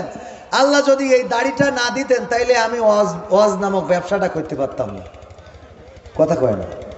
এই দাড়িটা না থাকলে বলতো যার দাড়ি নেই ওর ওয়াজ করা বা কি, তাই না বলো? এই দাড়িটা আল্লাহ আমার কি বাচ্চা খালে তো দিয়েছে না, একটু বড় হওয়ার পরে দিয়েছে। আল্লাহ নিয়ামত অনেকের নেই, এরা আছে না? আল্লাহ দাড়িটা দিয়েছেন, চোখ দিয়েছেন দেখার জন্যে। আজকে ওনার যদি চোখ না থাকতো, এখানে অতিথি করা হয়েছে, জীবনে দেখেছেন কোনো কানার অতিথি করিস? কোনো কানার সভাপতি বানাইছে? বরং কানার কয় এই তুই এখান কেন, ওই পাশে যাই দাঁড়া। থাল একটা নিয়ে দেখবেন মাহফিলে সবাই আসে, কানা থাল একটা নিয়ে আল্লাহ আল্লাহ আল্লাহ, আছে না নাই? তাহলে আল্লাহ আপনারে যে অন্তত মাহফিলে চোখ দিয়ে বলি তো এসে বসেছেন, তা নাহলে রাস্তায় থাল নিয়ে পা টান টান করে বসে থাকতেন। তো সেই আল্লাহর শুকরিয়া আদায় করতে এতটাই কষ্ট লাগে, বলেন আলহামদুলিল্লাহ। আমি উদাহরণ দিতে যেয়ে বলি মাঝে মাঝে যে আল্লাহ যদি এমন কোন প্রাণী বানাইতেন, যেমন ধরেন যে সাপ, সাপ যদি বানাইতেন, যেই সাপ জীবনে কোনোদিন মানুষের কামড়ায় নাই, মানুষের অনিষ্ট করে নাই, বরং অন্য সাপদেরকে বুঝায় যে দেখ মানুষের জন্য কামড়াইস না, তোদের বিষগুলো খুবই ভয়ঙ্কর, এই কামড়ালি ওই বিষ মাথায় উঠে মরে যায়, এ করিস নি। এই সাপটাও যদি কোনোভাবে পথ ভুলে বের হয়, এই গ্রামে এমন আল্লাহর ওলি কিরা আছেন বলেন তো যে এই সাপের মারবেন না? কথা কয় না? ইমানদার সবচেয়ে আল্লাহওয়ালা, যে সবচেয়ে ভালো জিকির করে, পরেজগার, সেই সাপটাও যদি দিনের বেলায় বের হয় তাও পিটাবেন। ওর অপরাধটা কি? কথা কয় না? ওর অপরাধ হইল সাপ। তাহলে আল্লাহ সাপ যদি বানাইতো তাইলে বাড়ন খেয়ে মরা তো লাগতো, মরার পর আবার বলতো যে হাওয়া খেয়ে বেঁচে যাইতে পারে, আগুনি পুড়া, দুনিয়ার পরেও জাহান্নামে পাঠাতো। ঠিক না বে ঠিক? আল্লাহ চাইলে সাপ বানাইতে পারতো না? শিয়াল, আমি বলি দেখেন শিয়াল, সব শিয়ালে কি মুরগি ধরি খায়? আবার সবার কি মুরগি আছে? সভাপতি ঢাকায় থাকে, ওই মুরগি পোষবে কি? অথচ গ্রামে এই যে হঠাৎ ওনার সামনে একটা শিয়াল যাচ্ছে, মাজায় গামছা বাইন্দেই দৌড়। হ্যাঁ হ্যাঁ, একানি ধরি তো মুরগি, তুই তো মুরগি পুষিস না, তোর মাল্লিকে কথা কয় না? যার মুরগি আছে সে না হয় তারটা ধরে খাবে, এই ভয়তে মেরেছে। তো আমাদের সভাপতির তো মুরগিই নেই, তার লোকের ওই যে শিয়াল। তাহলে আল্লাহ আমাদের যদি শিয়াল বানাইতো, বিনা কারণে ইট খাওয়া লাগতো। আবার দেখেন, আমি চিন্তা করি আল্লাহ এদের কি সফটওয়্যার লোড করে দিয়েছে, সুন্দর করে ইনস্টল করে দিয়েছে যে তোরা খবরদার জন্য দিনের আলোতে বেরোবি না। বাচ্চা শিয়াল আমি এত খুঁজি, আমার সফরসঙ্গীরাও জানে যে আমার একটা শিয়াল পুষার খুব শখ। পাখি পুষেছি, মুরগি পুষেছি, হাঁস পুষেছি, খরগোশ আমার বাড়ি আছে, বানরও পুষেছি। শিয়াল আমার একটা শখ, কুত্তাও পুষেছি। হরিণ আমার সার পোষে, ও হরিণের মেলা খরচ, ও পুষতে হবে, পুষে সরকারের দিয়ে দিতে হবে। তা যাই হোক, শিয়ালও নিয়ে যাই। ভাই ভালো কথা বলিস, আমার স্যারের আছে, দেখি যদি। আমার একটু শখের জায়গা থেকে বললাম, এই শিয়াল বাচ্চা আজ পর্যন্ত একটারও দেখলাম না যে কোনো জায়গা থেকে বের হইতে, মানে সফটওয়্যার আল্লাহ লোড করতেছে, তুই বাচ্চা তাই কি। ও কোনোদিন ওর মার বলেনি যে মা তুই না হয় আমলিক করিস, আমি তো বিএনপির লোক। কথার কথা, মানে ঠিক কথা না, যে তুই না হয় আমলিক করিস, তোর অসুবিধা আছে, অপরাধ আছে, তা আমি তো বিএনপির লোক, তা আমি এখন বেরোতে পারবো না কেন? এই কথা বললেও কোনো বাচ্চা বের হয়েছে? এই নাই। তার মানে ওর মেমোরিতে হইলো যে আমরা যাই করি তাই করি, আমরা মুরগি সর, আমরা আর দিনের আলোতে বেরোনো যাবে না, তাহলে আমাদের বাড়ি টানা করি ফেলবে। কথা কি বোঝা গেছে? তাহলে আল্লাহর শুকরিয়া কেন আদায় করবো না বলেন তো? আরো যদি উদাহরণ দিই, মানে এইভাবে উদাহরণ দেবো, রাত শেষ হয়ে যাবে। আরো আরো আরো আল্লাহ কোরআনেই বলে দিয়েছে, আমার নিয়ামতের কথা যদি তোমরা লেখো, পৃথিবীর সব গাছ যদি কলম বানাও, আর পৃথিবীর সব পানি যদি কালি বানাও, সব শেষ হয়ে যাবে, কিন্তু আমার নিয়ামতের কথা লেখা শেষ। সুবহানাল্লাহ বলবেন না? বলেন আলহামদুলিল্লাহ। ও আমার ভাইরা, যে আল্লাহ আমাদের এত নিয়ামত দিলেন, হাত দিলেন, পা দিলেন, চোখ দিলেন, কান দিলেন, কথা বলার শক্তি দিলেন, দেখার শক্তি দিলেন, মনের ভাষা প্রকাশ করার তৌফিক দিলেন। কোনো একটা কুকুর ক্ষুধার জ্বালায় যদি বাড়ির সামনে এসে দাঁড়ায়, অমনি তারে একটা কোপ দিলেন অথবা একটা বাড়ি দিলেন, কিছু ছেলে মারলেন, একটা ক্ষত হয়ে গেল, সেই ক্ষতটায় ঘা হয়ে গেল, ওই ঘায়ের উপরে পোকা হয়ে গেল, কত কষ্ট। কুত্তা শুয়ে থাকে, মরেও না, চিকিৎসা করার মতো কোনো মানুষও নাই, তার দেখার মতো কাউকে পাওয়া যায় না। এমনকি কোনো কুকুরও তার পাশে দাঁড়ানোর সুযোগ নাই, বোঝে না তার কি করবে, করারও কিছু নাই। ওগো আমার ভাইয়েরা, আল্লাহ যদি চাইতেন আমাদের এমন কোন প্রাণী করে পাঠাতে পারতেন যে আমাদের মানুষের দরজায় দরজায় ঘুরে বেড়াতে হতো, আর মানুষের দরজায় দরজায় দাঁড়ায় হয়তো তা কারো লাথি, কারো ঝাঁটা, কারো ইট, কারো পাটকেল, কারো আক্রমণের শিকার হয়ে যেতাম। আল্লাহ রাব্বুল আলামিন এই প্রাণীগুলোকে বানানোর পরে দেখেন, এই প্রাণী কেউ আল্লাহর বাধ্য হয় নাই। বাঘ কোনোদিন সুন্দরবন থেকে বাঘেরা মিছিল নিয়ে আসে নাই যে এই লোকালয়ে আর তোরা বাস করতে পারবি না, আমরা করব। এই কথা কোনোদিন বাঘেরা এসে বলেছে নাকি? না, বলে নাই। সাপেরা কোনোদিন মিটিং করে দল বেঁধে বলে নাই এই গ্রামটা আমাদের, তোরা এই জায়গা ছেড়ে দে, কোনোদিন বলে নাই। সাপেদের জন্য যেই জায়গাটা আল্লাহ নির্দিষ্ট করে দিয়েছেন সেই জায়গায় থাকে, বাঘেদের জন্য যেই জায়গাটা নির্দিষ্ট করা সেখানেই থাকে, শিয়ালের জন্য যেই জায়গাটা নির্দিষ্ট করা সেখানেই থাকে। কোন শিয়াল দিনের আলোতে মিছিল নিয়ে আসলো না যে কেন মুরগির ঘরে দরজা দিবা, আমরা খাইতে পারি না, এখন থেকে মুরগির ঘরের দরজা দিলে 18 তারিখের মতো কট্টর হরতাল অবরোধের ডাক দেব। এই কাজ কোনোদিন শিয়াল করে নাই, কারণ তারা জানে আল্লাহ আমাদের বানিয়েছেন এইভাবে, আল্লাহ আমাদের চালাবেন এইভাবে। ওগো আমার ভাইয়েরা, অথচ তারা এইভাবে থেকেও আল্লাহর শুকরিয়া আদায় করে, এমনকি মনিবের গোলামি করে। কুকুরকে আল্লাহ মানুষের অনুগত করে দিয়েছেন, এত বিশ্বস্ত করে দিয়েছেন। একটা কুকুর যদি আমার আশফাকুজ্জামান খান রনি ভাই পুষে থাকেন, ওই কুকুরকে কোনোদিন বিরিয়ানি রান্না করে খাওয়ায় না, ওই কুকুরের জন্য বিদেশ থেকে কোনো খাবার এনে খাওয়ায় না, বরং ওই কুকুর খায় বাড়িতে পড়ে থাকা যে কাঁটাগুলো, যে হাড়গুলো, উচ্ছিষ্টগুলো, সন্তানের জান করা, নষ্ট করা খাবারগুলো, এই খাবারগুলো খেয়ে কুকুরটা সারা রাত আমার রনি ভাইয়ের বাসার সামনে রাত জেগে পাহারা দেয়। আমি যখন দরজায় গেলাম, যাওয়ার পরে দরজায় নড়া দিতেই অমনি কুত্তা উনার আগে উঠে গেছে,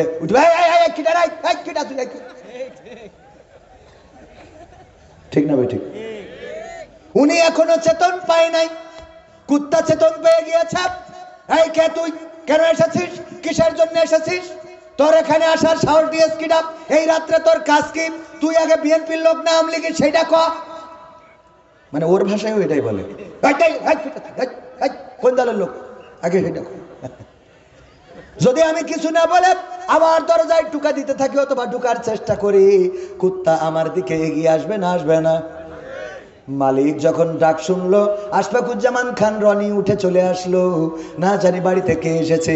আসার পরে যদি দেখে কবির বিন সামাদ, আচ্ছা ঠিক আছে, বিএনপি জামাত এখন তো ফাইট চলছে ভালোই, চললেও অসুবিধা নেই, আমাদের সাথে ভালো সম্পর্কটা ভালো, এই জন্য কবির বিন সামাদ জামাতের লোক হলেও অসুবিধা নেই।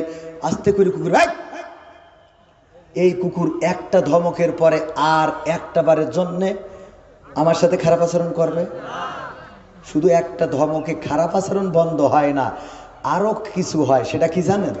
ওই কুকুরটা খালি কাছুমাছু করতে থাকে, লেজ পাছার মধ্যে নিয়ে আস্তে করে বলে আমার ভুল হয়ে গে, আমার ভুল হয়ে গে, বলে না বলে না আমার ভুল। যতক্ষণ পর্যন্ত মালিক স্বাভাবিকভাবে না আসে ততক্ষণ পর্যন্ত ওর অপরাধ বোধ কাজ করতে থাকে যে আমার মালিক, আমি ভুল করে ফেলেছি, রং নাম্বারে ডাইল মারা হয়ে গেছে। ঠিক না বেঠে? ওগো আমার ভাইয়েরা, এই কুকুরটা উচ্ছিষ্ট খেপ কতটা অনুগত। আবার যদি রনি ভাই উঠার পরে দেখে না আমার পরিচিত কেউ না, এমন কেউ এসেছে আমার বাড়ি চুরি করার জন্যে, অমনি লাঠি যদি একটা হাতে নেয়, কুকুর আগে যায় না রনি ভাই আগে যায়? কুকুরটা আগে চলে যায়। ওই মানুষটা যদি জঙ্গলের মধ্যে ঢুকে যায়, রনি ভাই না ঢুকলেও কুকুরটা জঙ্গলের মধ্যে পর্যন্ত চলে যায়। একটু হাড় খাওয়ার পরে, একটু কাটা, একটু উচ্ছিষ্ট খাওয়ার পরে যদি একটা কুকুর তার মালিকের এত অনুগত হয়, আমরা যে রবের থেকে জীবনটা পাইলাম, আল্লাহ বললেন কাইফা তাকফুরুনা বিল্লাহি ওয়া কুনতুম আমওয়াতান ফাহিয়াকুম সুম্মা ইউমিতুকুম সুম্মা ইউহয়িকুম সুম্মা ইলাইহি তুরজাউন। আমার আল্লাহ বললেন, ওগো আমার বান্দারা, কেমন করে তোমরা আমাকে ভুলে গেলে, আমাকে অস্বীকার কেমন করে করো, অথচ তোমরা ছিলে মৃত, তোমাদের কোনো জীবন ছিল না, তোমাদের কোনো আকার ছিল না, আকৃতি ছিল না। আমি আল্লাহ তোমাদের জীবন দিলাম, আকার দিলাম, আকৃতি দিলাম। আবার একদিন আমি তোমাদের মৃত্যু ঘটাবো, আবার একদিন আমি তোমাদের পুনরুজ্জীবিত করব। বেলা শেষে ফিরে যাওয়া লাগবে কার কাছে?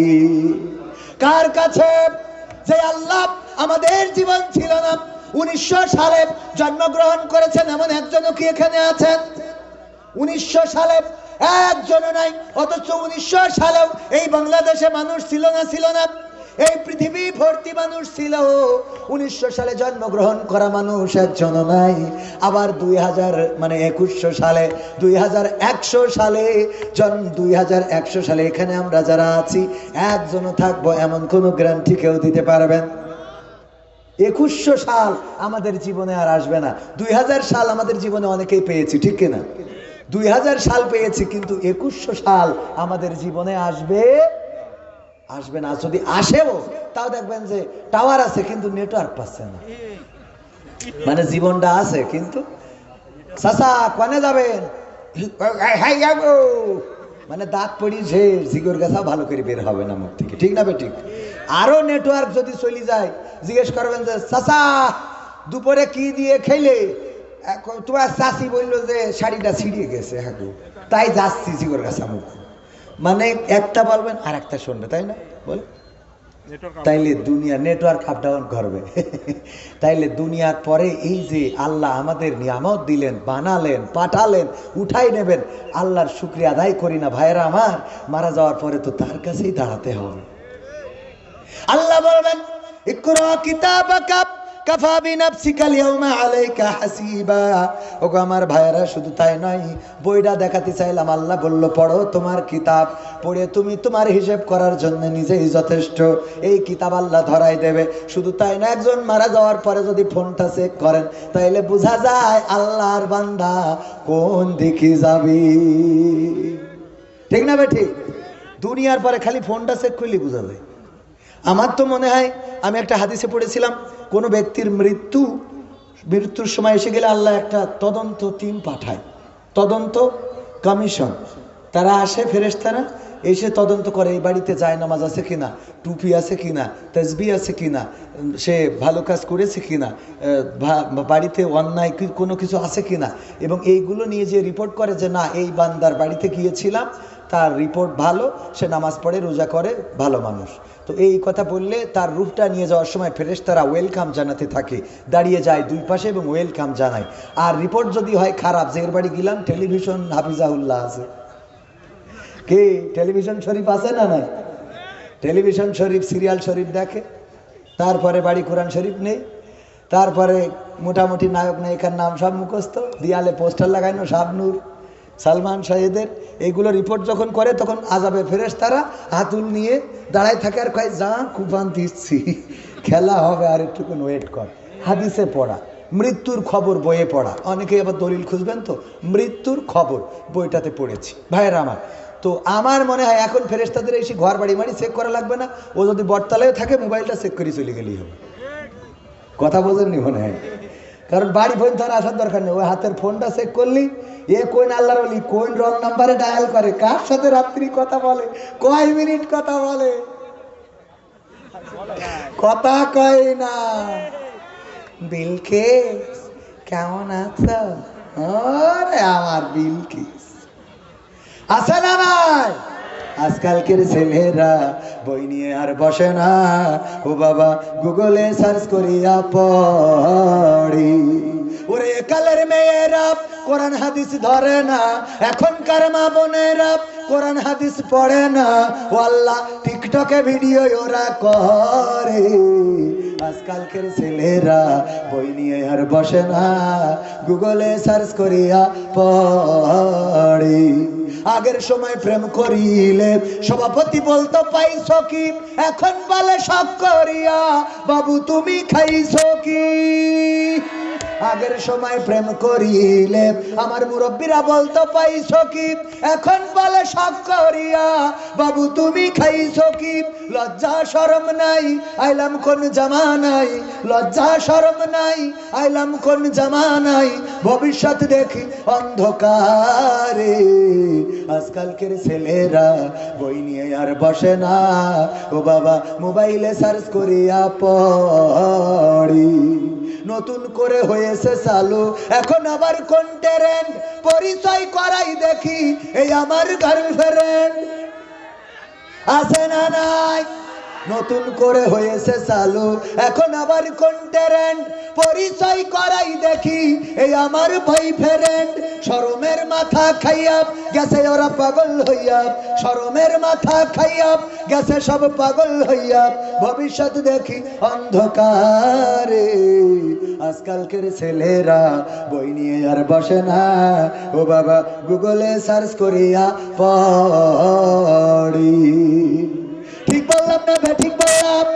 আমার তরুণ যুবকেরা এখন আগের মতো বই নিয়ে বসে না, যুবকরা বেপথগামী হচ্ছে, কিশোর গ্যাং নামের বিভিন্ন সংগঠন করছে, আর সেখানে মদ গাঁজা ফেন্সিডিলের প্র্যাকটিস করছে, ক্রামবোর্ডের আড্ডায় তাসের আড্ডায় আছে, এমনকি অন্যায় পথে পা বাড়ায়, ট্রেনিং করে কেমন করে মারামারি করতে হবে, কেমন করে কাটাকাটি করতে হবে, কেমন করে অস্ত্র চালাতে হবে।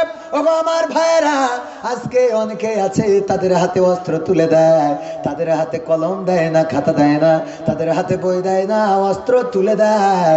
আমি বলতে চাই আমার তরুণ যুবক কিশোর ছাত্র ছাত্রী যারা আছে তাদের হাতে যদি কোরআন তুলে না দেন, তাইলে আগামী দিনে সন্তানের হাতে বাবা খুন হবে, সন্তানের হাতে মা খুন হবে, গ্রামে শান্তিতে বসবাস করতে পারবে না, ভার্সিটি কলেজ ইউনিভার্সিটিতে লেখাপড়ার পরিবেশ থাকবে না। এই কোরআন সকল ছাত্র ছাত্রীদের হাতে তুলে দেওয়ার দরকার আছে না নাই? যেহেতু সংস্কার হচ্ছে, আজকে স্কুল কলেজে যে গোলমাল, ওই যে কুয়েটে যে মারামারি হয়েছে, রক্তক্ষয়ী সংঘর্ষ হয়েছে, রক্তাক্ত করা হলো আমার ভাইদেরকে, কারো না কারো মায়ের সন্তান, কারো না কারো ভাইয়ের কারো না কারো ভাই, কারো না কারো বোন, এমন যাদের উপরে আক্রমণ করা হলো, রক্তাক্ত করা হলো, ওই মানুষগুলো যদি নৈতিক শিক্ষায়, কোরআনের শিক্ষায়, হাদিসের শিক্ষায় নিজেদেরকে শিক্ষিত করতো, তাইলে এমন আক্রমণ করার সাহস পেত না।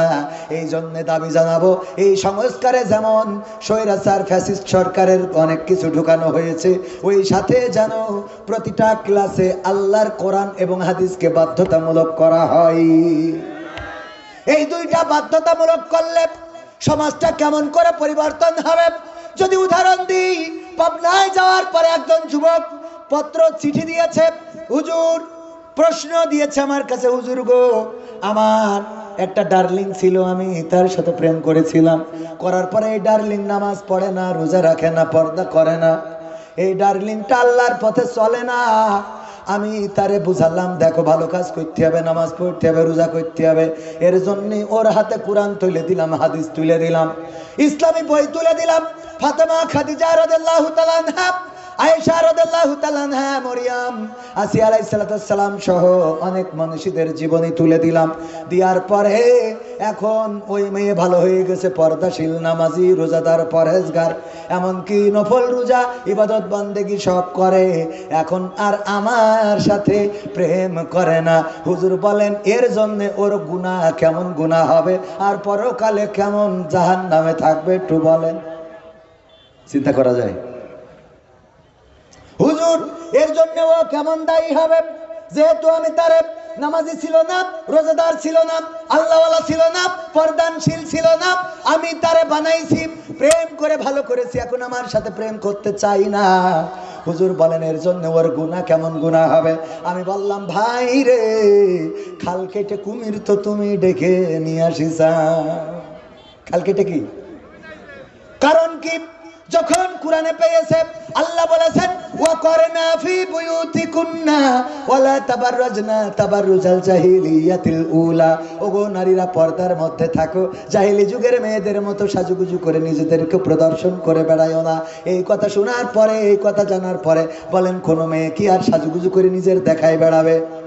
যখন হাদিসই পেয়েছে আল্লাহর নবী বলেছেন ওগো নারীরা তোমরা পর্দা করো, পর্দার মধ্যে এমন ভাবে থাকো যেন তোমাদের মাহরাম ব্যক্তি ছাড়া কেউ না দেখে। যদি কেউ দায়ুস হয়ে যায় তাইলে আমি নবী পরকালে সুপারিশকারী হব না। এই কথা যখন কোন নারী জেনে যাবে, বলেন সে ওই 14 জনের বাইরে কারোর সাথে কি দেখা করবে নাকি? দেখা করবে না। ফাতেমার জীবনীতে আছে আল্লাহর নবীর কন্যা ফাতেমা রাদিয়াল্লাহু তাআলা আনহা উহুদের ময়দানে আল্লাহর নবী যখন আহত হয়েছেন, দান্দান মুবারক শহীদ হয়ে গেছে, মাথার হেলমেট ভেঙে মাথায় ঢুকে গিয়েছে, চারিদিকে খবর ছড়িয়ে গেছে আল্লাহর রাসূল শহীদ হয়ে গিয়েছেন। এই খবর শোনার পরে ফাতেমা রাদিয়াল্লাহু তাআলা আনহা বাড়ি থেকে দৌড় দিয়েছেন। উহুদের ময়দান মসজিদে নববী থেকে বেশি দূরে নয়, এখন তো বিল্ডিং হয়ে যাওয়ার কারণে ঘুরে আসা লাগে, আগে শর্টকাটে আসা যেত। ওগো আমার ভাইয়েরা, ফাতেমা রাদিয়াল্লাহু তাআলা আনহা যখন পৌঁছালেন, আল্লাহর নবী বললেন ওগো ফাতেমা কেন এসেছো তুমি উহুদের ময়দানে? ফাতেমা রাদিয়াল্লাহু তাআলা আনহা বললেন নবী গো, ওগো আমার পিতা, চারিদিকে খবর ছড়িয়ে গিয়েছে আমার পিতা আখেরি জামানার পয়গম্বর আর পৃথিবীর পরে বেঁচে নাই, উহুদের যুদ্ধে শহীদ হয়েছেন। এই খবর শোনার পরে আমি আপনার কলিজার টুকরা কেমন করে বাড়িতে বসে থাকি গো, এই জন্য আমি ছুটে এসেছি উহুদের ময়দানে আমার বাবা কেমন আছে খবর নেওয়ার জন্য।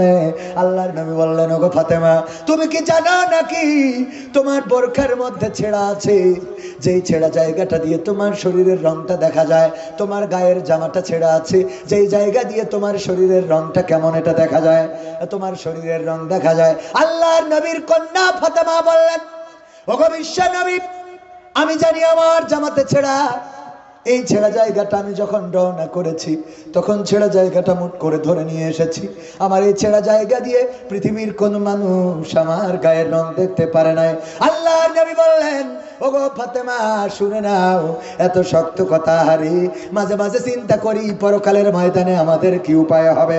আল্লাহর রাসূল, যেই রাসূল ফাতেমার ব্যাপারে বলেছেন কেউ যদি আমার ফাতেমাকে কষ্ট দেয় সে যেন আমি নবীকে কষ্ট দেয়, আর কেউ যদি আমার ফাতেমাকে খুশি করে সে যেন আমি নবীকে খুশি করি। শুধু তাই নয়, আল্লাহর নবী যখন কোন সফরে যেতেন সবার শেষে দেখা করতেন ফাতেমা রাদিয়াল্লাহু তাআলা আনহার সাথে, আর এসে সবার প্রথমে দেখা করতেন ফাতেমা রাদিয়াল্লাহু তাআলা আনহার সাথে। শুধু তাই নয়, যখন আল্লাহর নবী ইন্তেকাল করেছেন ফাতেমা রাদিয়াল্লাহু তাআলা আনহা খুব করে কান্নাকাটি শুরু করলেন। এত কান্নাকাটি করছেন, আল্লাহর রাসূল ডাকলেন ফাতেমা এদিকে আসো। ফাতেমা আল্লাহর রাসূলের কাছে আসলেন। আল্লাহর নবী মাথাটা টেনে আল্লাহর নবী ফাতেমার কানটা নিজের মুখের কাছে নিলেন, নিয়ে কি যেন বললেন। ফাতেমা রাদিয়াল্লাহু তাআলা আনহার কান্না বন্ধ হয়ে গেল। আম্মা আয়েশা রাদিয়াল্লাহু তাআলা আনহা জিজ্ঞাসা করলেন ওগো ফাতেমা, তুমি সবচেয়ে বেশি কান্না করছিলে, তোমার কান্নাটা কেন বন্ধ হয়ে গেল? তোমার বাবা তোমার কানে কানে কি বললো আর তাতেই তুমি কান্নাটা থামিয়ে দিলে? কি এমন সুসংবাদ তোমার দিয়েছে? আল্লাহর নবীর কন্যা ফাতেমা বললেন আমার পিতা বলেছেন ওগো ফাতেমা তুমি কান্না করো না, তোমার কান্না আমার সহ্য হয় না। এই মৃত্যুর সময় তোমার কান্না আমার কলিজায় আঘাত করে। তোমার চোখের পানি আমি সহ্য করতে পারি না। ওগো ফাতেমা, তোমার কাছে আমি একটা সুসংবাদ দিয়ে দিই, আমি মৃত্যুর পরে প্রথমেই তোমার সাথে, পরিবারের যার সাথে আমার দেখা হবে, প্রথম ব্যক্তিটা হলে তুমি।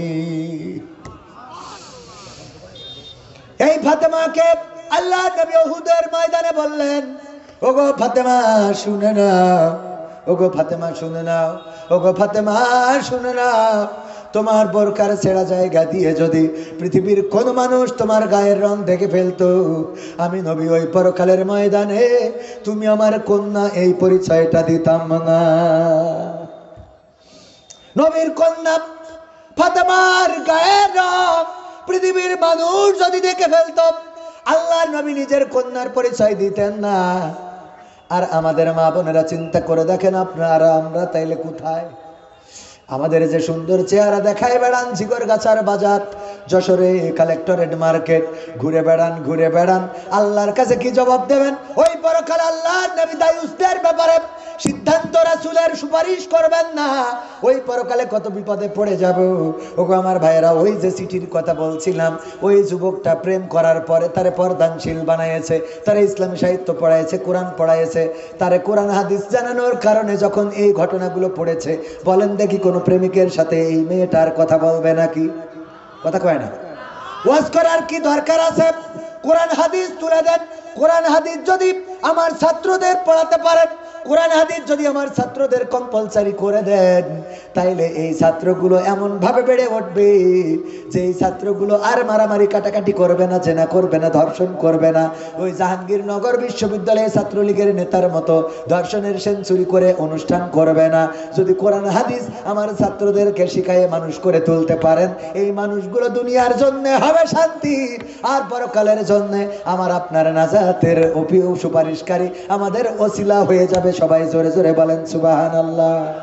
আমরা এমন সন্তান করতে রাজি আছি না নাই? আমি প্রথমে যে আয়াত তেলাওয়াত করেছিলাম, আল্লাহ বলেছেন ইয়া আইয়ুহাল্লাযীনা আমানু কু আনফুসাকুম ওয়া আহলিকুম নারা। ওগো ঈমানদারেরা শোনো, তোমরা নিজের আগুন থেকে বাঁচো এবং তোমাদের সন্তানদেরকে আগুন থেকে বাঁচাও। ভাইরা আমার, দাঁড়ানো ভাইরা, আমি যে কথা বলছি এগুলো কি কোরআন হাদিসের মধ্যে না বাইরে? মধ্যে। যদি কোরআন হাদিসের কথা বলি, ওই ফাঁকা গ্যাপটা একটু পূরণ করে দেওয়া যায় না আমার শোনো ভাইরা, আমার যুবকেরা, আমার কলিজার টুকরারা? আমি বিশ্বাস করি যে আপনারা বাকি জায়গাটুকু পূরণ করে দিবেন। রাস্তায় অনেকেই দাঁড়ানো আছেন, ওখান থেকেই যেহেতু শোনা যাচ্ছে, দেখা যাচ্ছে, এসে বসবেন কেন? এই নিয়ত করেছেন এখানে বসলে আসলে আল্লাহ রাব্বুল আলামিন শুধু সওয়াব দেন না, জীবনের আমলনামা থেকে ছগিরা গুনাহগুলো মাফ করে দেন। বলেন সুবহানাল্লাহ।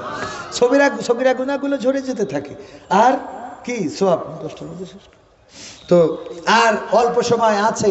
এই অল্প সময়ের মধ্যে কিছু সঙ্গীত শোনানোর দরকার আছে না নাই? কিছু সঙ্গীত, হ্যাঁ হ্যাঁ, ওই সেটাই তো বললাম যে কোরআন হাদিস এটা যদি স্কুলেও শিখায়, তাহলে আমাদের স্কুলের ব্যাপারেও কোনো আপত্তি নেই। কথা কয় না? যদি অনেকেই মনে করে হুজুরা খালি মাদ্রাসা, না, স্কুলে কোরআন হাদিস শিখান, আমরা স্কুলে পড়াতে বলবো। কথা কয় না? যেমন আমি বলি, অনেকেই মনে করে, এখন আবার বিএনপির ভাইরা আপনার মতো যারা থাকে, যেই হাত উঁচু করায়, আল্লাহর পথে, দিনের পথে, কোরআনের পক্ষে, ইসলামের পক্ষে থাকতে রাজি কারা কারা হাত উঁচু করেন? আরে বাবা, ওরে বাবা, আমি মানে এটা বলছি, অন্য জায়গার উদাহরণ দিচ্ছি। এই যে হাত উঁচু করায়, বিএনপির নেতা কয়, হুজুর তা ভোট তো করে থেকে গেলেন, তা আমরা বিএনপিরা কি দোষ করেছি? মানে আমরা ইসলামের পক্ষে তুলে থেকে গেলি, মনে করে জামাত ইসলামের পক্ষে তুলে দিয়ে গেলি। কথা কয় না? এ কি মনে করে জামাত ইসলামের পক্ষে? আমি ক্লিয়ার করে দিয়ে বলছি, এই বাংলাদেশে যদি আওয়ামী লীগও আল্লাহর জমিনে আল্লাহর কোরআন কায়েম করতে চায়, সেই আওয়ামী লীগ করতে আমাদের কোনো আপত্তি নাই। সেদিন একজন বলছে, তাই বলি আওয়ামী লীগ দিয়ে করাবো না। আমি বলছি, শেখ হাসিনাও যদি কোরআন কায়েম করে দিতে চায়, তার এই দেশে আনতে কোনো আপত্তি নাই। বলছে ও কোরআন কায়েম করলে ওর দিয়ে নেবো না। মানে ওর এত রাগ, বলছে ওর দিয়ে নেবো না। বলছে আপনি ওর বাদ দিয়ে ঠিক কথা কন। মানে এত রাগ ওর। আমাদের মসজিদের সাবেক ইমামের মতো, সাবেক ইমামের আমি বলছি, আল্লাহ যদি চায় শেখ হাসিনারও আল্লাহ ক্ষমা করি জান্নাত দিতে পারে। তা বলছে আল্লাহ তো তোর মতো পাগল হয়ে গেছে। বললাম কে? তা বলছে পাগল হয়ে গেছে না, আল্লাহ শেখ হাসিনারও ক্ষমা করবে, এটা মানতে হবে। আমি বললাম আল্লাহ সালি ফেরাউনেরও ক্ষমা করতে পারে। তা বলছে আমরা রয়েছি কি করতে? কেন? তা বলছে আমরা ওখানে টেনে ধরবো, কব এ কোন পলিসিতে জান্নাতে যায়, কোন খুঁটায় সেটাকে দেখাতে হবে। ও যদি জান্নাতে যায় তা ওই জান্নাতে আমরা যাবো না। মানে এত রাগ। আসলে আল্লাহ যদি চান ক্ষমা করে দিতে পারে না, পারে না। আমার দাঁড়ানো যুবকেরা, আমার তরুণেরা, কিশোরেরা, দিন প্রিয় ইসলাম প্রিয় ভাই আব্দুল হাই সাইফুল্লাহ ভাই কিছুক্ষণের মধ্যেই চলে আসবেন। পরিবেশটা যদি আমি সুন্দর করতে না পারি, ভাই মনে করবেন আমি খুব ভালো ওয়াজ করতে পারি না। তো অন্তত আমার সম্মানটা, আমি আপনাদের এলাকার সন্তান, একটু মান ইজ্জতটা রাখেন। রাখা যায় না ভাই? ইজ্জত রাখার জন্য তো অন্তত এসে বসা যায়। এই দাঁড়ানো ভাইরা, এই আল্লাহর ওলি মাদ্রাসার ছাত্র, ওই যে আমার টুপি পরা, এসো না, তোমরা আইসো শোনা। আমি আজকে একটা চমক রাখিছি, আমি আজকে একটা চমক রাখবো। সেটা হলো, আমি এমন একজন যুবককে চাইবো যে এই যুবক আল্লাহর জন্য, কোরআনের জন্য নামাজি না, রোজাদার না, দাড়িওয়ালা না, টুপিওয়ালা না, আল্লাহর জন্য তওবা করে আল্লাহর পথে চলার শপথ যদি করে, আমি আমার গার কোটিটা খুলে তার পরাই দিয়ে যাবো এই স্টেজে। এবার বোঝেন, সিদ্ধান্ত নেন কোন যুবক নামাজি না, রোজাদার না, দাড়িওয়ালা না, পরহেজগার না, আল্লাহর জন্য, এই কোটির জন্য না। আমি জাস্ট খালি আমার পক্ষ থেকে এটা হাদিয়া দেব। আমি সম্মান করতে চাই আমার যুবকদেরকে, দিনের পথে উদ্বুদ্ধ করতে চাই। তো সুতরাং কোনো যুবক যদি সিদ্ধান্ত নেন, তাহলে সেই যুবক প্রস্তুতি নেন। এইটা দেখতে চাই আমরা সেই ভাগ্যবান যুবককে যে শয়তানের পথ ছেড়ে আল্লাহর পথে চলার সিদ্ধান্ত নেবে, 5 ওয়াক্ত নামাজি না, নামাজ পড়ার সিদ্ধান্ত নেবে, কোরআন জানে না, কোরআন জানার সিদ্ধান্ত নেবে, দাড়ি রাখে না, দাড়ি রাখার সিদ্ধান্ত নেবে, টাকনির উপরে কাপড় পরে না, কাপড় পরার সিদ্ধান্ত নেবে। এই যুবকটা আমি দেখতে চাই। ভাইরা আমার, আমি বললাম এই জায়গাটা বসার জন্যে কিছু লোক আছে চলে গেছেন। যারা চলে গেছেন ওদের হাজার বলেও আমি এখানে আনতে পারবো। কারণ আল্লাহ আবু জাহেলেরও যদি মুসলমান বানাইতো, তো ওর মক্কায় বানায় আবু জাহেলের আল্লাহ যদি হেদায়েত করতো, তাহলে ওর মক্কায় না, ও বাংলাদেশে জন্ম নিলে হেদায়েত হইতো। কথা কয় না? জন্ম নিয়েছে মক্কায়, তারপরেও হেদায়েত পায় নাই। তো এই জন্য কিছু আল্লাহর বান্দা আছে, ওদের যতই বলেন ওদের হেদায়েত দেওয়া সম্ভব না, কারণ আল্লাহ চাই না। তা আমি চালি হবে? এ ব্যাপারে আল্লাহ কোরআনেও রাসূলের বলেছে, আল্লাহর রাসূল আপনি মন খারাপ করে লাভ নেই, হেদায়েতের মালিক আপনি না। আপনি কারোর ধমক দিয়েও হেদায়েত করতে পারবেন না, কারোর দোয়া করেও হেদায়েত করতে পারবেন না। আল্লাহ যদি তার না চায়, আল্লাহ নবীর চাচা আবু তালিব সেও কালেমাটা পড়ে যেতে পারে না। কথা ঠিক না বে ঠিক? এখন আপনি যদি আবু জাহেল, আবু লাহাব, উতবা, সাইবার দলের লোক হন, তো আমার ওয়াজে তো আমি লাইনে আনতে পারবো? ক্ষমতায় কেউ স্থায়ী হয় না, হোক না সে হাসিনা কিবারে না, সে আরটা চিরকাল থাকে না।